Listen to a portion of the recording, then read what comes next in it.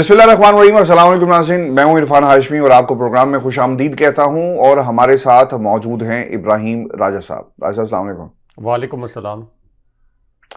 राजा साहब, तीन खबरों पर तफसील से हम बात करेंगे। पहली खबर, सुप्रीम कोर्ट ऑफ पाकिस्तान के तीन जजेस की लाइव टेलीविजन पर लड़ाई और वजह क्या बनी, इसका हाल अहवाल अपने सुनने वालों के साथ हम शेयर करेंगे।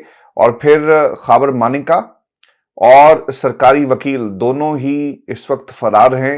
अदालत के सामने ना वकील है ना दलील है। और अदालत ने तारीखी रिमार्क्स दिए इद्दत में गैर शरई निकाह का जो मामला है, इसके अपील के मामले में।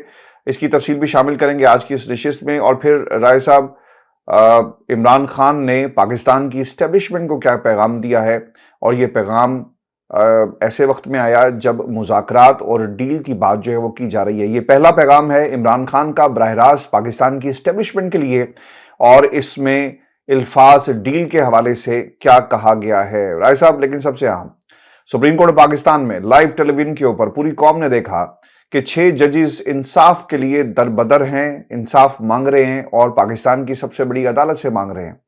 हमारे अदालती निज़ाम में आम आदमी के हवाले से ये कहा जाता है कि जो निज़ाम अदल है, इसमें मैकेनिज्म मौजूद नहीं है।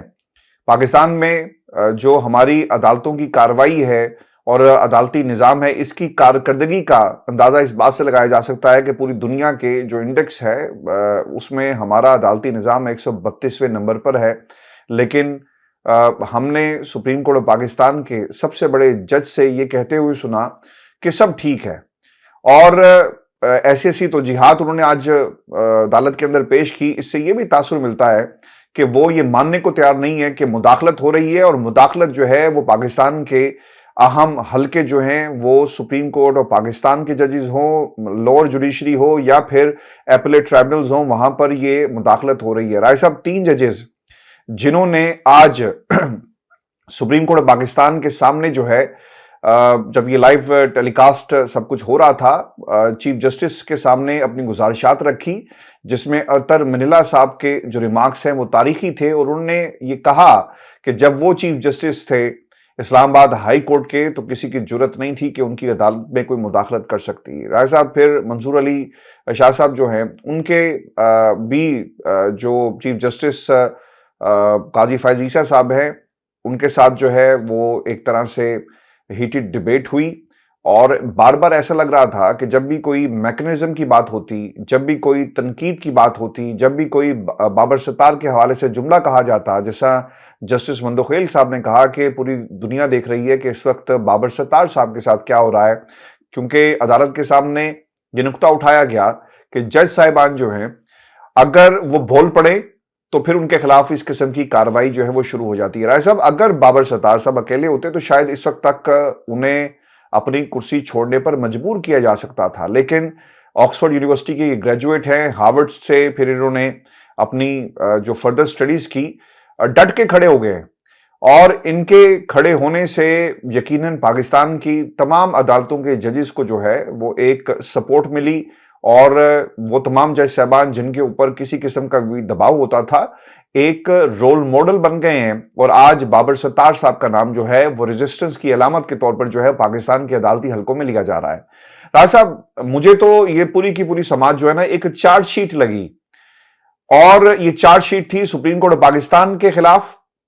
आपने तो खैर इस इमारत के सामने बहुत दफा जो है रिपोर्टिंग भी की, अंदर भी गए। राज साहब, आपने इस इमारत का रंग देखा होगा, ये इमारत है सफेद रंग की, लेकिन यहां पर लोग स्याह फैसले करते हैं, चीफ जस्टिस हों या कोई और हों, या इनके प्रीडिसेसर्स हों या फिर आने वाले हों, पाकिस्तान के अदालती निज़ाम के ऊपर आम आदमी जो इस अदालत के बाहर खड़ा होकर इस सफेद इमारत को देखता है, उसे यकीन नहीं रहा। इस सफेद इमारत में स्याह फैसले होते हैं और लोग इस इमारत के रंग की तरह सफेद झूठ बोलते हैं, और हमने ये आज लाइव टेलीविजन पर देखा है। राय साहब, क्यों इतने सहमे हुए थे, डरे हुए थे, और एक मासूमाना अंदाज में उन्होंने मैं की गर्दान से काजी फैज ईसा साहब बाहर नहीं आए कि मेरे दौर में ये हुआ, मेरे फैसले ऐसे थे, उन पर अमल नहीं किया गया। और मुझे ऐसा लगा कि काजी साहब को यह एहसास हो गया है कि जाने का वक्त आ गया, और अब हमें इस तरह के जो टार्जन बनने की ना कोई हमें जरूरत नहीं है, और अपना वक्त गुजारे और निकलते बने। जो उमर अता बंदयाल साहब के आखिरी वक्त में भी यही हुआ, क्योंकि उस वक्त एक्सटेंशन का शोशा नहीं था। आपको लगता है कि एक्सटेंशन दिलवाने देने की करामात हैं कि खामोश हैं, इन्हें उम्मीद है?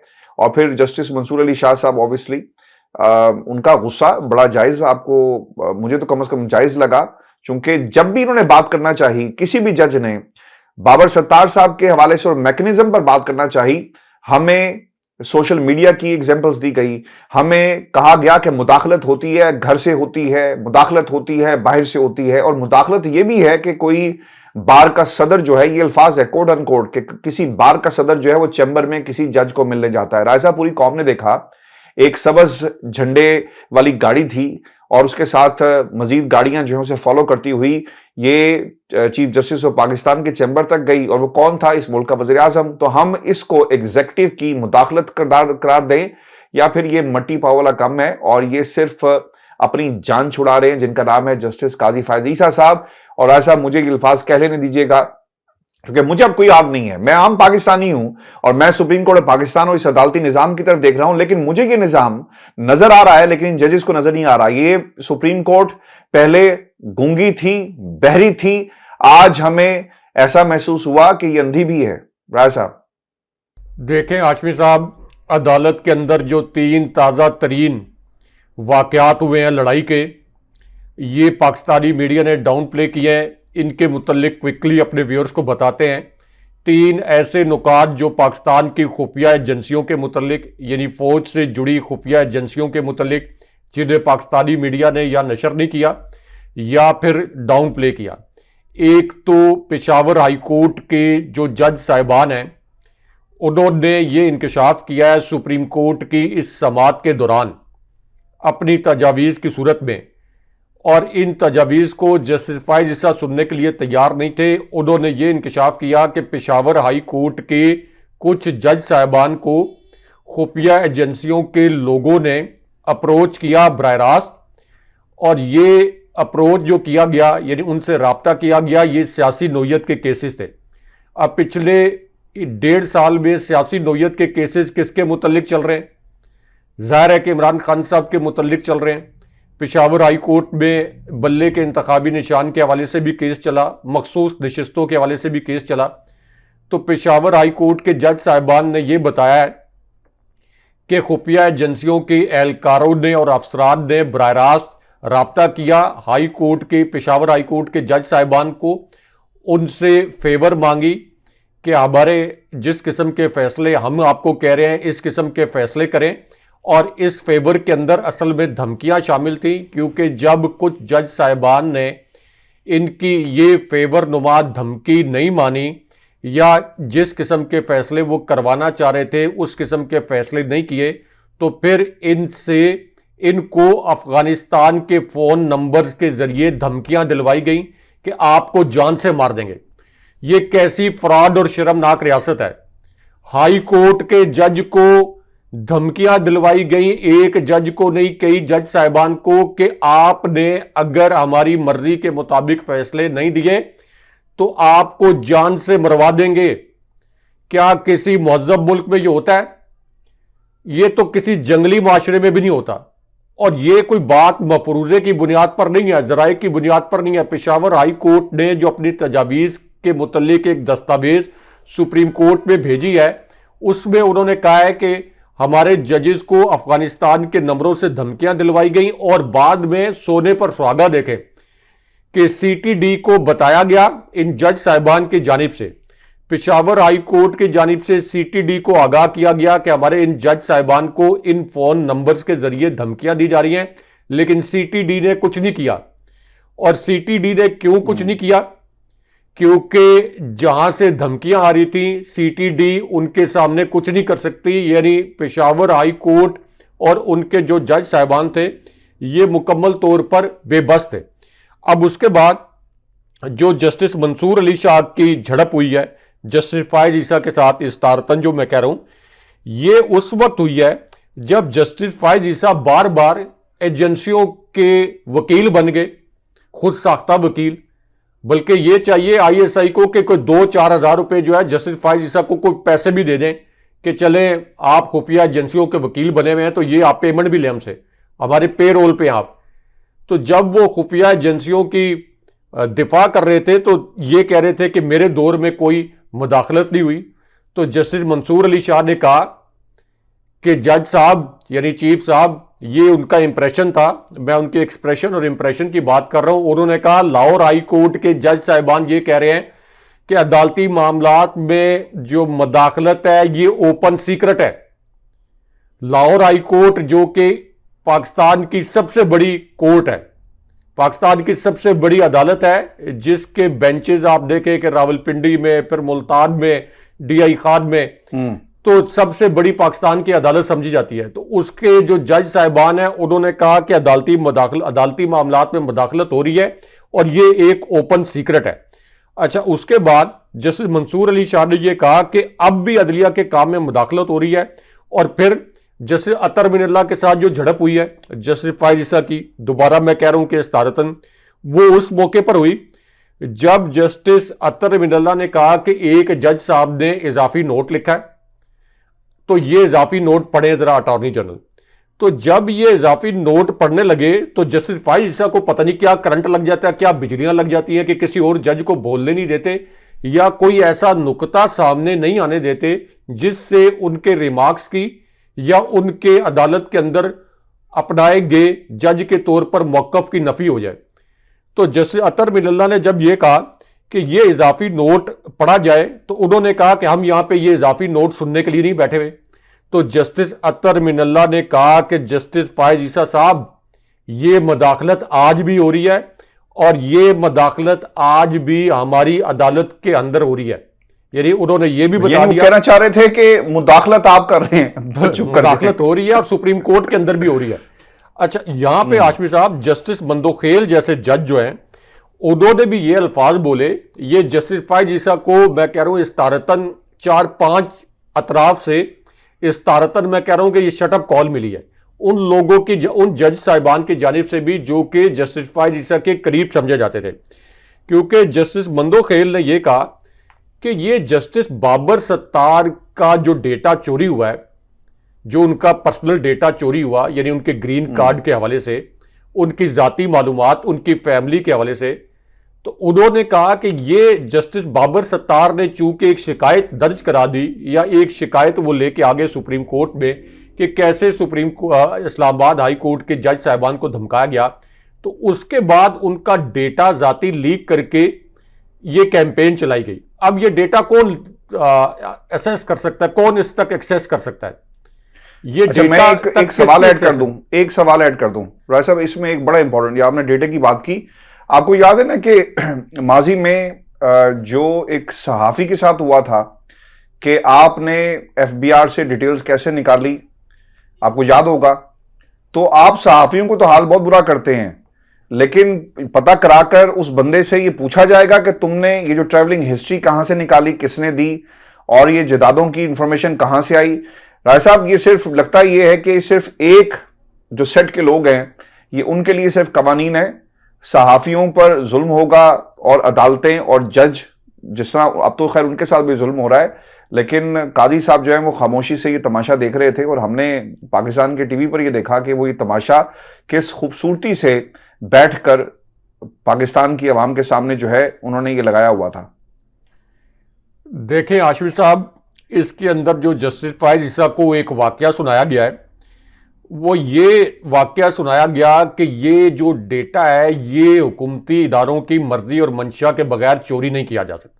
फिर जस्टिस अतर मिनल्ला ने यह सवाल किया कि ये सोशल मीडिया पर आज खुद तो कैंपेन नहीं चल सकती, ये किसने चलाई है? तो क्या ये अभी मौजूदा जो जस्टिस फायज ईसा ये राग लाप रहे थे, राग बिहारी है या पता नहीं कौन सा राग काजी है जो राग मैं सर, राग मैं जो रोज लाते हैं कि मेरे दौर में मदाखलत हो रही। इससे बड़ी मदाखलत की मिसाल क्या है कि जस्टिस बाबर सत्तार ने जैसे ही आईएसआई की मदाखलत के मुतल्लिक उन 6 जजेस के साथ मिलकर एक खत लिखा, तो जस्टिस बाबर सत्तार का पर्सनल डेटा जो है ये लीक कर दिया गया और सोशल मीडिया पर कैंपेन चलाई गई। और जस्टिस फायज ईसा साहब, आप लोगों को बेवकूफ समझते हैं क्या ये मदाखलत नहीं है आपके होते हुए कि एक जज को निशाना बनाया जा रहा है? फिर जस्टिस मंदोखेल ने भी ये कहा कि इससे बड़ी मदाखलत क्या होगी कि जस्टिस बाबर सत्तार को इस बात की सजा दी गई है। उसके बाद उन्होंने कहा कि इससे आप ये अंदाजा लगा लें कि हमारे साथ क्या होगा। उन्होंने कहा कि हम जो केस सुन रहे हैं, तासुर उन्होंने ये दिया कि अगर हमने कोई ऐसा फैसला सुना दिया जो कि उन एहलकारों के खिलाफ हुआ जिन्होंने अदालती मामलात में मदाखलत की, तो फिर हमारा क्या असर होगा। अच्छा, उसके बाद भी जस्टिस फायज ईसा एक ही बात पर डटे रहे। डटे क्या रहे, डटाई का मुजाहरा करते रहे कि नहीं, मेरे दौर में कोई मदाखलत नहीं हो रही। अब इसके ऊपर एक तरफ तो जस्टिस मंसूर अली शाह ने उनको ये याद कराया, जिनको ये भी पता है कि उन्होंने अक्टूबर में चीफ जस्टिस बनना था और जस्टिस फायज ईसा उनका जो एक आईनी और कानूनी हक है उसको मारने के लिए अपने फन फैलाकर सुप्रीम कोर्ट में बैठ गए। क्योंकि जस्टिस मंसूर अली शाह ने जो आने वाले चीफ जस्टिस साहिबान हैं 2030 तक, उनमें से जिस चीफ जस्टिस का सबसे लंबा टेन्योर है एज अ चीफ जस्टिस, वो जस्टिस मंसूर अली शाह का होना था।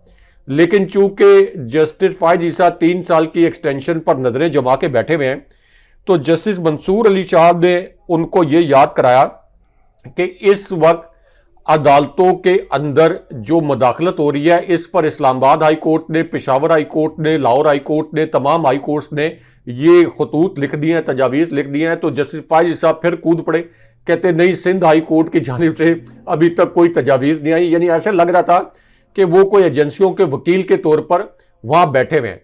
तो इस वजह से जस्टिस फायज ईसा साहब जैसे ये समाअत खत्म हुई, बाहर भी एक बड़ा दिलचस्प वाकया हुआ है, क्योंकि सुप्रीम कोर्ट को कवर करने वाले जितने रिपोर्टर हैं, जितने साफी हैं, उन सब ने जो सुप्रीम कोर्ट की बिल्डिंग के सामने खड़े होकर वीलॉग किए, उन सब ने जस्टिस फायज ईसा को आईना दिखाया कि आज आप एजेंसियों के एक मामूली से एजेंट बनकर यहां पर मामूली एजेंट का किरदार अदा कर, एक मामूली एजेंट को बनना एजेंट तो कोई थोड़ा आला सतह के एजेंट बन जाए। इतने मामूली सतह के एजेंट बन गए कि आपके अपने जो जज साहिबान हैं उन्होंने आपकी कलई खोल दी और आपको उन्होंने इशारों करायों में बताया कि खुदा के लिए एजेंसियों के इतने बड़े एजेंट ना बने, इस अदालत का कोई इज्जत व एहतराम रहने दें। तो हाशमी साहब, ये आप कह लें कि जस्टिस फायज ईसा का असल में अदालती कोर्ट मार्शल हो गया। ये कह लें कि उनके खिलाफ तहरीक अदम एतमाद जो है ये असल में कामयाब हो गई है, और ये भी साबित हो गया है कि पाकिस्तान के अदालती मामलात में 1.5 साल में मदाखलत करके इमरान खान साहब साथ में उनकी अहलिया का भी, राय साहब, साथ में उनकी अहलिया का भी, क्योंकि उन्होंने साथ खड़े होकर हल्फ लिया था। जी हाँ। अच्छा राय साहब, पाकिस्तान की अदालतों के अंदर जो कुछ इस वक्त हो रहा है वो पूरी कौम देख रही है, लेकिन इसका एक रिएक्शन जो है वो अब आया है और पाकिस्तान तहरीक इंसाफ की तरफ से बाकायदा तौर पे इसका रिएक्शन जो है वो दिया गया है। एक चीज पाकिस्तान में ना पिछले कुछ दिनों से जो डील और मुज़ाकरात की बात होती है राय साहब, एक तो खान साहब ने ये डायरेक्ट मैसेज दिया है उन तमाम लोगों को जो डील करवाने वाले हैं, जो डील करने की बात कर रहे हैं, जो कहीं ना कहीं अपने लोगों के ज़रिए यानी अपने बीरबलों के ज़रिए, अपने सफ़ीरों के ज़रिए जो पैगाम रसानी का काम करते हैं, ये उनके लिए भी पैगाम है, ताकतवर हलकों से लेकर अदालती मावनीन तक और फिर हुकूमत में बैठे हुए बहुत सारे किरदारों तक, ये सब के लिए पैगाम था।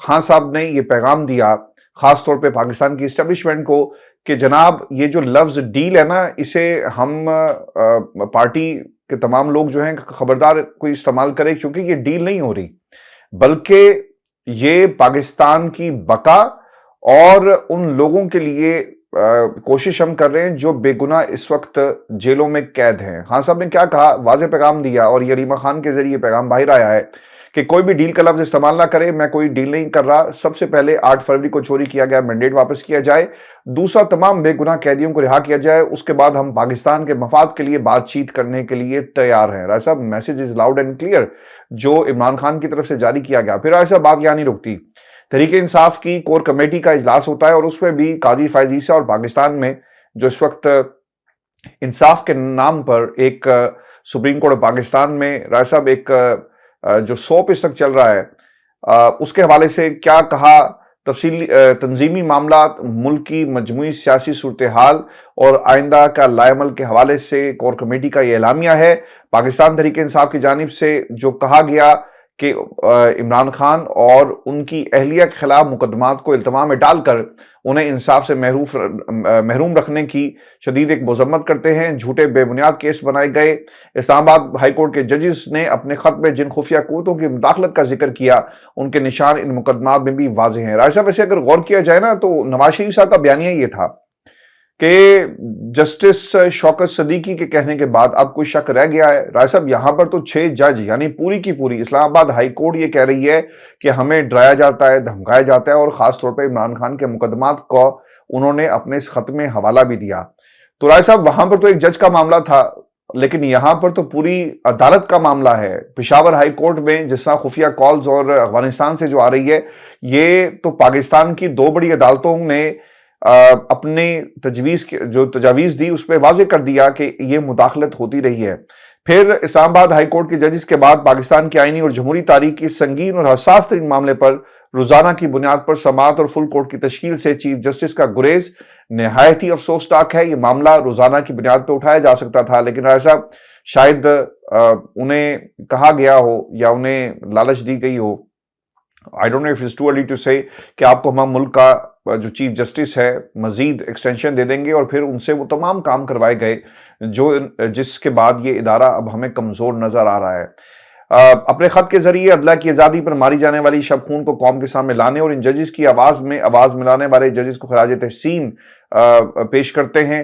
और जो राय साहब, इसके अलावा जो सियासी जमातों से बातचीत का मामला है, इसमें भी इस वक्त जो है वो गौर किया जा रहा है। लेकिन राय साहब, जो सबसे अहम सवाल है कि खान साहब ने लाउड एंड क्लियर पैगाम ये दे दिया कि हम एहतजाज करना पड़ा तो हम करेंगे, अगर हमें तहरीक चलानी पड़ी तो हम चलाएंगे, क्योंकि ये मेरा या सिर्फ मेरे खानदान के लोगों का मामला नहीं है, ये मामला पाकिस्तान की बका का है और हमारे पाकिस्तानियों का मामला है। राय साहब, देखिए हाशमी साहब, इसके पीछे भी एक बड़ी खबर है।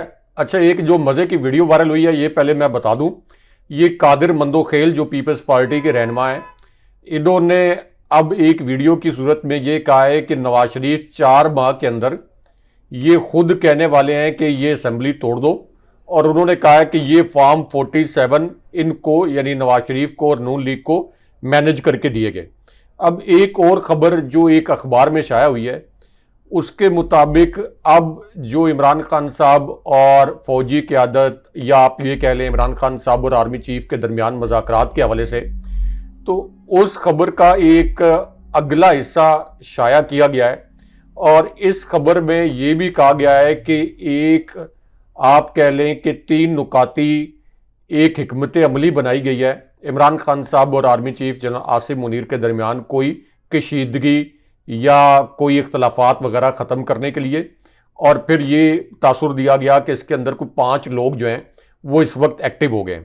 अब इस वजह से ये जो पिछले एक हफ्ते में खबरें आ रही हैं कि इमरान खान साहब और आर्मी चीफ या इमरान खान साहब और इस्टेब्लिशमेंट के दरमियान कोई डील हो रही है या कोई समझौता हो रहा है, तो इस पर इमरान खान साहब ने 3 चीज़ें बड़ी वाज़ेह की हैं। एक तो इमरान खान साहब ने ये वाज़ेह कर दिया कि जो भी बातचीत होगी ये कोई डील वगैरह नहीं होगी, बल्कि इसके लिए जो 4 उन्होंने शराइत रखी हैं जिनके मुतल्लिक आज एक खबर सामने आई है, उसमें इमरान खान साहब ने यह कहा कि एक तो 8 फरवरी को जो मैंडेट चुराया गया था इसकी बहाली हो, और जो उम्मीदवार जीते थे 8 फरवरी को वो असेंबलियों में हों। उसके बाद हमारे तमाम सियासी कैदी जो कि फौजी हिरासत में भी हैं, यानी एक जो पुलिस की कस्टडी में है और वो सियासी कैदी जो फौजी हिरासत में है, उनको भी रिहा किया जाए।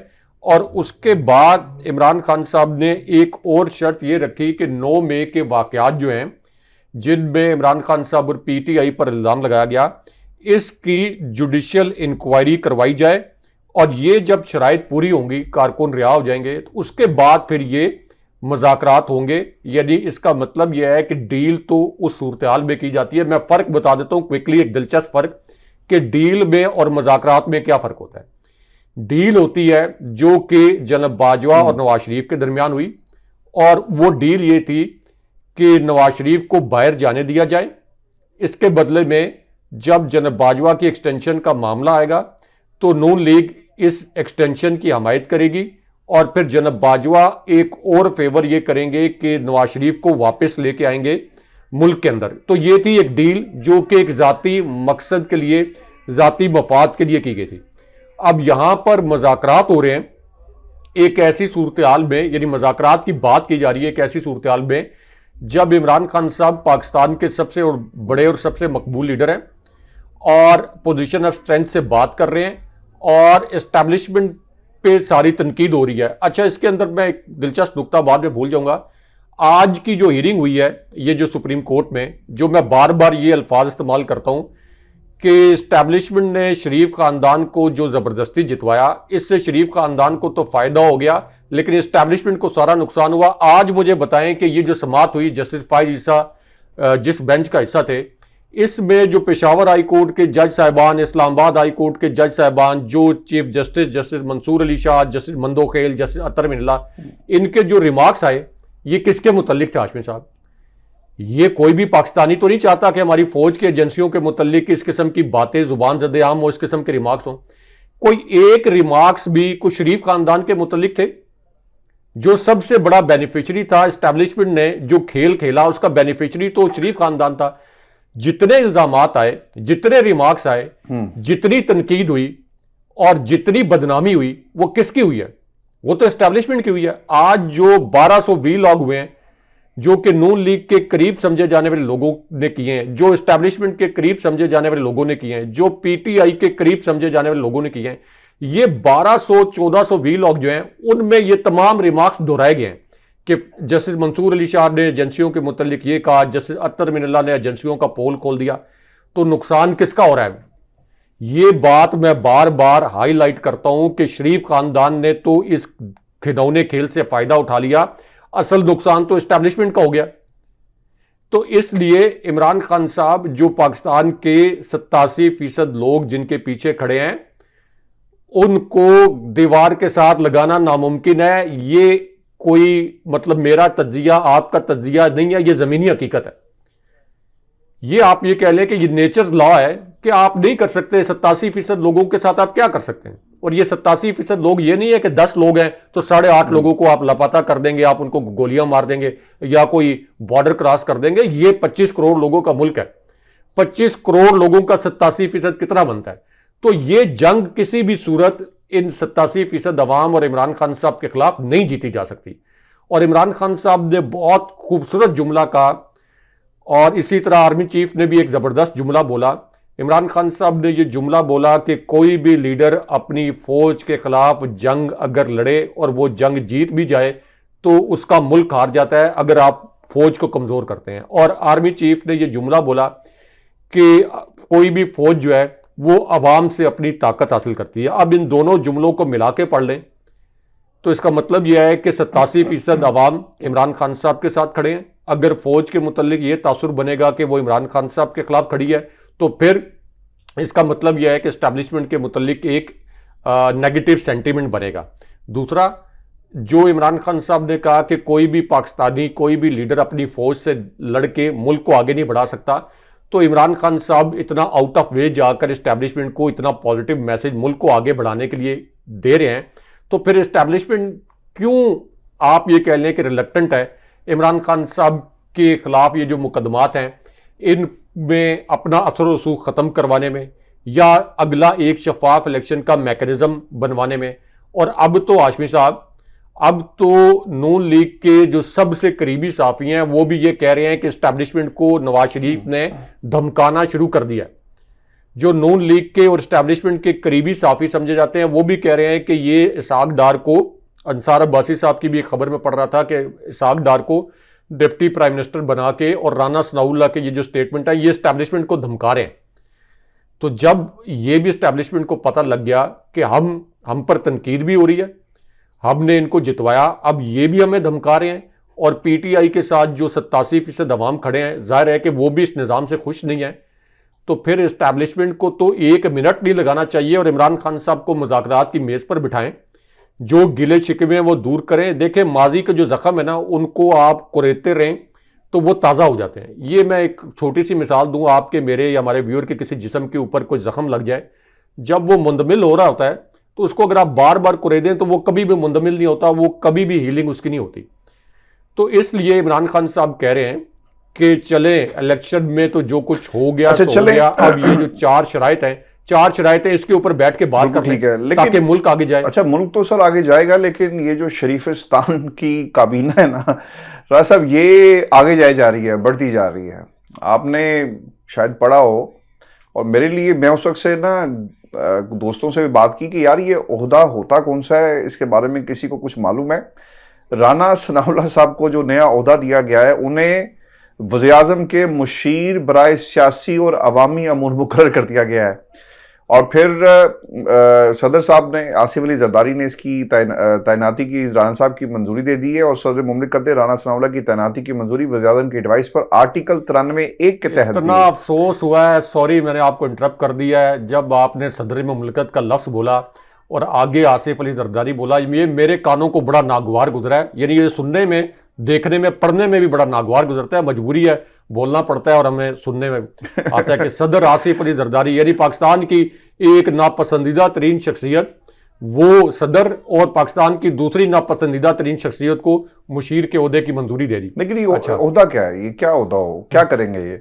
ये अवाम की गिनती करेंगे, कितने भूखे हैं, कितने प्यासे हैं, कितनों के पास नौकरी नहीं रहा, सब ये करेंगे क्या? क्या करता है ये मुशीर जो होता है? सियासी और अवामी अमूर मुकर्रर कर दिया गया है। अवामी अमूर तो राजा साहब बहुत बड़ा सब्जेक्ट है, और वो अमूर कौन से होंगे? राजा साहब वैसे करेंगे क्या? ये हमें ज़रा समझाएंगे, इनका ये ओहदा क्यों क्रिएट किया गया है?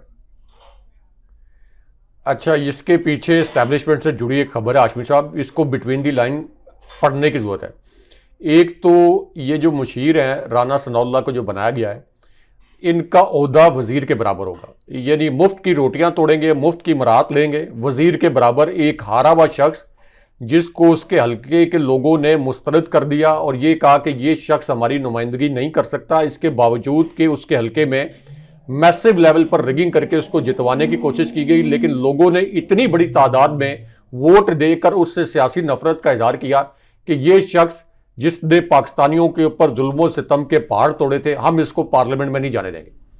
अच्छा, अब उसी शख्स को ये जो बनाया है मुशीर अवामी और सियासी अमूर का, ये इससे पहले ये कोई ओहदा नहीं होता। अवामी अमूर का क्या मतलब है? मतलब ये है कि इन्होंने इस्टेब्लिशमेंट के खिलाफ जो बयानात दिए राना सनाउल्लाह ने, और बार बार पिछले एक हफ्ते में नवाज शरीफ ने इनको इस्तेमाल किया कि आप ये कहें कि इस्टेब्लिशमेंट ने इस वक्त नवाज शरीफ को वज़ीर-ए-आज़म नहीं बनने दिया, चीफ साहिबान की एक्सटेंशन नहीं होगी, नवाज शरीफ इस हक में नहीं है, नवाज शरीफ पार्टी की सदारत संभालेंगे। और उसके बाद राना सनाउल्लाह का एक जो आर्मी चीफ और फौजी क़यादत के खिलाफ बयान, जिसमें उन्होंने एक एतराफ़ कर लिया कि आर्मी चीफ या फौजी क़यादत और नवाज शरीफ के दरमियान बदमज़गी हुई है, वो तो बड़े मजे की स्टोरी है, वो तो हम भूल ही गए थे हाशमी साहब। वो तो याद आ गया है, अच्छी बात है, याद आ गया। वो देखें, राना सनाउल्लाह ने जब उनसे पूछा गया कि ये इसहाक डार को डिप्टी प्राइम मिनिस्टर क्यों बनाया गया, क्योंकि इसहाक डार को डिप्टी प्राइम मिनिस्टर बनाने का मतलब यह है कि शहबाज शरीफ पर अदम एतमाद का इजहार किया गया।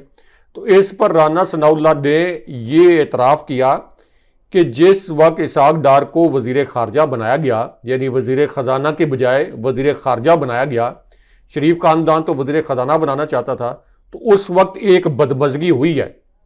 उन्होंने ये एतराफ़ कर लिया कि इस्टेब्लिशमेंट और शरीफ ख़ानदान के दरमियान उस वक्त एक बदमज़गी हुई है। ये खबर खैर हम अपने प्लेटफॉर्म पर पहले भी इधर दो टोक पे ब्रेक कर चुके हैं कि इस्टेब्लिशमेंट इस पर नाराज़ थी। उसके बाद जैसे इन्होंने इक़्तिसादी राब्ता कमेटी में ज़बरदस्ती शामिल किया, वहाँ से भी निकलवाया इसहाक डार को, तो उन्होंने कहा कि उस बदमज़गी को दूर करने के लिए, यानी इस्टेब्लिशमेंट ने जो हमसे ज़बरदस्ती इसहाक डार को वज़ारत ख़जाना के ओहदे से हटवाया, अब हमने इस्टेब्लिशमेंट को पैगाम दिया है कि उस बदमज़गी का बदला लेने के लिए हमने इसहाक डार को डिप्टी प्राइम मिनिस्टर बनाया। तो ये जो उनके एंटी फौजी क़यादत और एंटी इस्टेब्लिशमेंट बयानात हैं, इनकी वजह से राना सनाउल्लाह को नवाजा गया है। ये अब इस्टेब्लिशमेंट को धमका रहे हैं कि नवाज शरीफ को प्राइम मिनिस्टर आप बनने दें, और अब आप देखें कि नून लीग की सदारत संभालने के बाद इनका अगला स्टेप भी ये होगा। ये हमेशा ऐसे करते हैं, ये हमेशा आर्मी चीफ्स की मदद से इक़्तिदार में आते हैं और उसी आर्मी चीफ से ये लड़ते हैं। ये इनकी पूरी हिस्ट्री है, आप उठा के देख लें। नवाज शरीफ की पूरी हिस्ट्री उठा के देख लें, इसीलिए इनकी हर आर्मी चीफ के साथ लड़ाई होती है। तो बहरहाल जी ठीक खेल है। अब मजे का हो गया है।